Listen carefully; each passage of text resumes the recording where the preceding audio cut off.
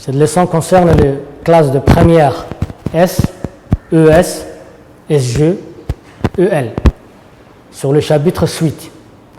Donc suite, dans la partie suite géométrique. Donc on commence par un rappel. Donc suite de forme explicite. Calculer les 5 premiers termes de la suite IN, définis pour tout entier naturel n, par UN égale n carré moins n plus 5. Donc il faut toujours commencer, il faut remplacer plutôt n par 0. Donc on aura I0, si on remplace n par 0, on a I0 égale, en remplaçant n, on aura 0 au carré moins 0 plus 5, donc ce qui donne 5. Donc I0 égale à 5. De la même manière, pour calculer U1, on remplace n par 1. Donc on aura 1 au carré moins 1 plus 5 égale à 5. I2, donc 2 au carré moins 2 plus 5, la même chose. I3, on remplace n par 3, donc 3 au carré moins 3 plus 5, donc si on calcule 3 au carré c'est 9, 9 moins 3 c'est 6, 6 plus 5 c'est 11. I4, donc c'est 4 carré moins 4 plus 5, et si on fait le calcul on obtient 17.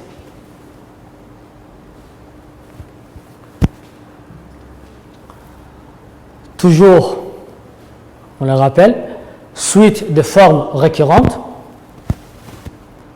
soit la suite IN définie pour tout entier naturel n par I0 égale à 4, IN plus 1 égale 2UN plus 7. La question est calculer U3. Donc comment calculer U3? On a cette relation de récurrence. En utilisant cette relation, on aura quoi? Donc si on remplace, donc si on veut calculer U3, il faut connaître les termes précédents U2. Donc on aura I3 qui est égal à 2 fois U2 plus 7. On ne connaît pas U2. Donc on est obligé de calculer U2. Et vous remarquez aussi que U2 va s'écrire U2 égale 2 fois I1 plus 7. Là aussi, il faut calculer I1. Donc, on commence à calculer par I1 d'abord. I1 égale à quoi? En utilisant la relation de récurrence. Donc, on aura I1 égale 2 fois I0 plus 7. 2 fois I0 plus 7. I0 vaut 4. Donc, ce sera 2 fois 4 plus 7. 2 fois 4, c'est 8. 8 plus 7, 15. Donc, I1 égale à 15. On calcule de la même manière U2. Et on obtient I2 égale 2 fois I1 plus 7, qui est égal à 2 fois 15, parce que I1 c'est 15, plus 7, ce qui donne 37. I3, on calcule I3. I3 égale à quoi? 2 fois I2 plus 7, ce qui donne 2 fois 37 plus 7. Et si vous faites les calculs, on obtient 81. Donc la question ici, c'est de calculer I3. En utilisant cette relation de récurrence, on est obligé de calculer I1 après I2 pour avoir I3. Donc, définition d'une suite géométrique. Ça, c'était un rappel. Maintenant, on commence la partie suite géométrique. Cette notion, c'est quoi? La définition. On dit qu'une suite est géométrique lorsque chaque terme de la suite est obtenu en multipliant par un même réel noté qui le terme précédent. Donc c'est la définition d'une suite géométrique. Donc si on regarde un peu ce tableau, on a ici les indices de 0 à n, le terme IN. Donc on remarque ici, en utilisant la définition I1, ce sera égal à quoi? I1 égale I0 fois Q. I2, c'est I1 fois Q, et ainsi de suite. Par exemple, si je prends I5, I5 égale à quoi? C'est I4 fois Q. Et ainsi de suite.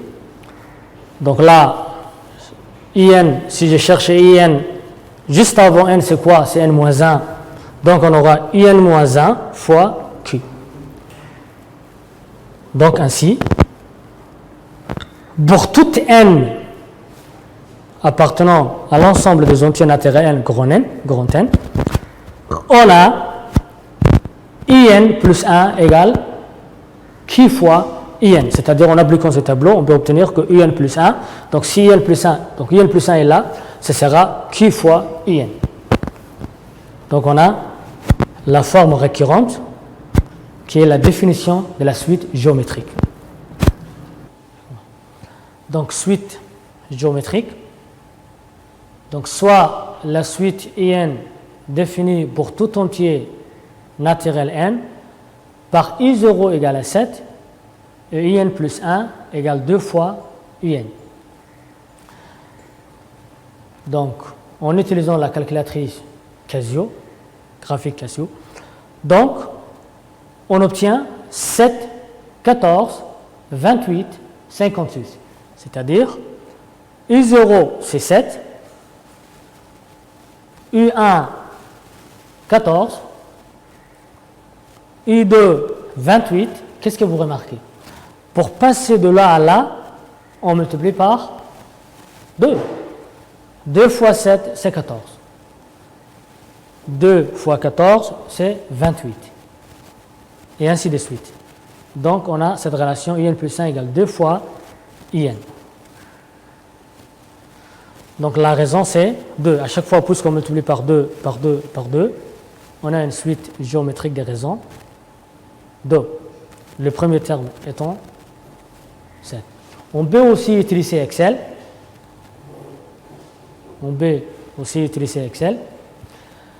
Donc, ici, on a la même chose. Donc, on a dans la cellule B2, on a N. Plutôt dans cette colonne-là, dans la colonne B, on a les indices. Et là, ce sont les termes. Donc, on a I0 égale à 7, I1 et ainsi de suite, jusqu'à I10 égale, on peut aller jusqu'à même plus loin, I20, I50 et ainsi de suite. Donc, comment calculer maintenant I20? Donc, on a la forme récurrente, IN plus 1 égale 2 fois IN. Donc, si on essaie de calculer directement, on obtiendra quoi? Si on utilise la relation de récurrence, il faut savoir I19. On ne peut pas calculer directement, donc on va chercher une autre méthode ou une autre formule. On sait que I1, c'est Q fois I0.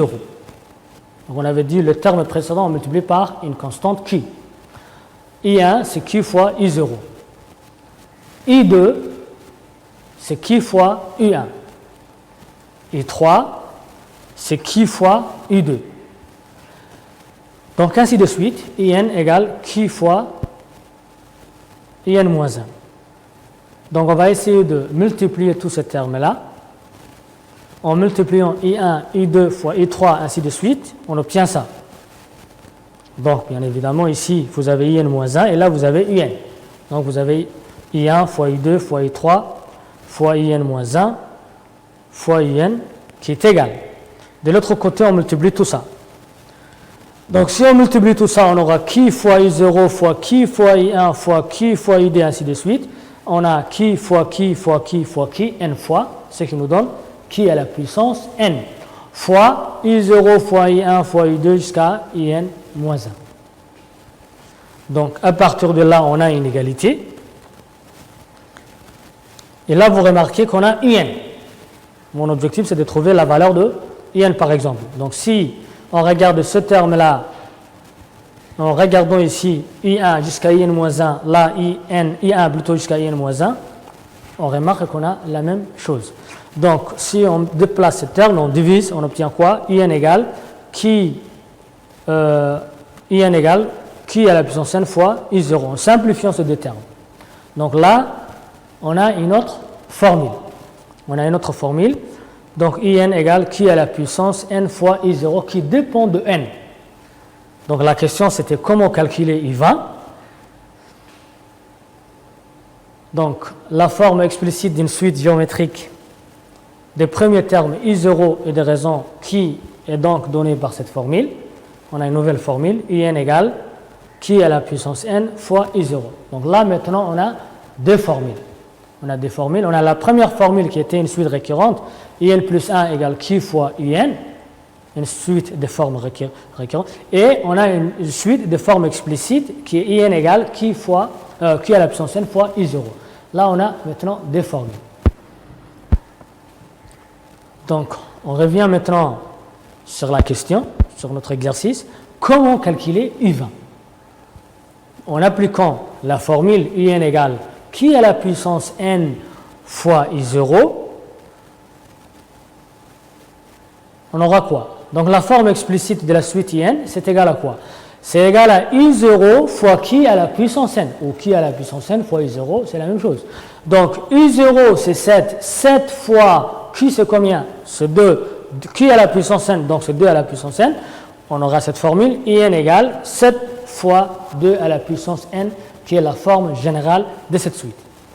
La question, c'était de calculer I20, et là, vous remarquez que IN dépend, la suite I dépend de N directement. Donc, il suffit de remplacer maintenant N par 20. Donc, si je remplace N par 20, on obtient quoi? Là, on avait IN égale 7 fois 2 à la puissance N.